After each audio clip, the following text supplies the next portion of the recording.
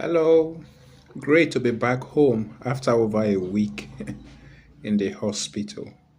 Thank you all for your prayers, and I thank God for life, for good health, and for speedy recovery. Okay, I am reminded of the moment when Jesus and his disciples were traveling across the sea. Jesus said to them, "Let us go over to the other side." They obeyed his instruction and began the journey, but on their way to the other side, they encountered a violent storm. Storms are dangerous. They have the power to sink ships and to cause those on board to drown. The disciples, many of whom were experienced fishermen, must have tried everything they knew to stabilize the boat. Perhaps some of them were steering the boat while others were throwing water as waves crashed in. They did what they could to keep the boat afloat. While the storm was raging, Jesus was asleep. He was not shaken by the storm. He was not troubled by the wind or waves. Meanwhile, the disciples were terrified. Eventually, they woke him and said, "Master, Master, do you not care that we are perishing?" Their question reveals their fear. Did they really think Jesus would allow them to drown while he was with them? This account illustrates something important. Jesus was in the boat with them, and yet they still encountered a storm. The Lord of the wind and the sea was present with them, and still the storm came. Jesus woke up and said to them, "Why are you afraid? Where is your faith?" Then he rebuked the wind and the raging water and said, "Peace, be still." Immediately the storm ceased and there was a great calm. In Mark chapter 4. Having Jesus in your life does not mean you will never encounter storms. Storms will come, but you will not drown, okay?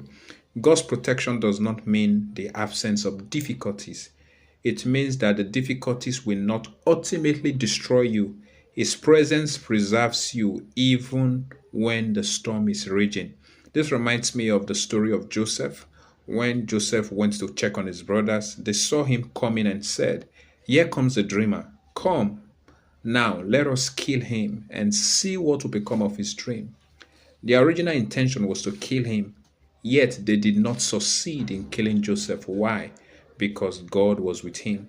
Later in the book of Acts, Stephen summarized Joseph's story and said that Joseph's brother sold him into slavery out of envy, but God was with him in Acts chapter 7.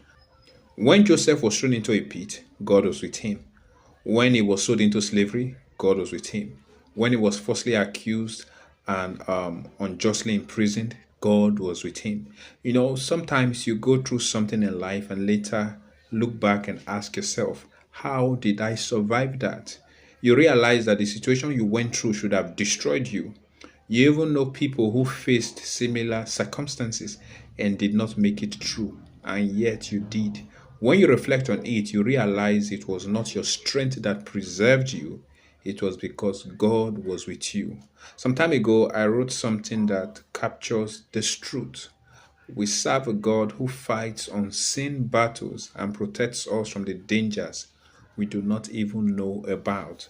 Consider the story of Balaam when Balak invited Balaam to curse Israel. The people of Israel were completely unaware of what was happening behind the scene. Yet God intervened. Instead of Balaam cursing Israel, every attempt to curse them turned into a blessing.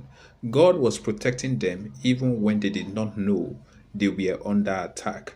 This is why the promise in Psalm 125 is so comforting. As the mountains surround Jerusalem, so the Lord surrounds his people, both now and forevermore.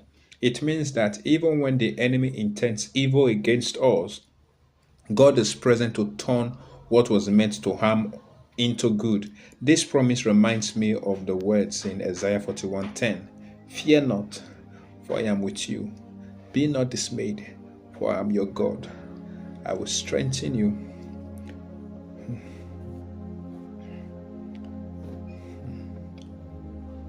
I will help you. I will uphold you with my righteous right hand." The assurance is simple but powerful. Fear not, for I am with you. David expressed a similar confidence in Psalm 118, verse 6, when he said, "The Lord is on my side, I will not fear. What can man do to me?" That is the confidence that comes from knowing that God surrounds his people. Storms may arise, enemies may plot, and circumstances may threaten us, but the presence of God around us ensures that what comes against us will not ultimately prevail. No matter what you're going through, brethren, God is with you. God bless you. And please remember my health in your prayers. Love you all. Bye.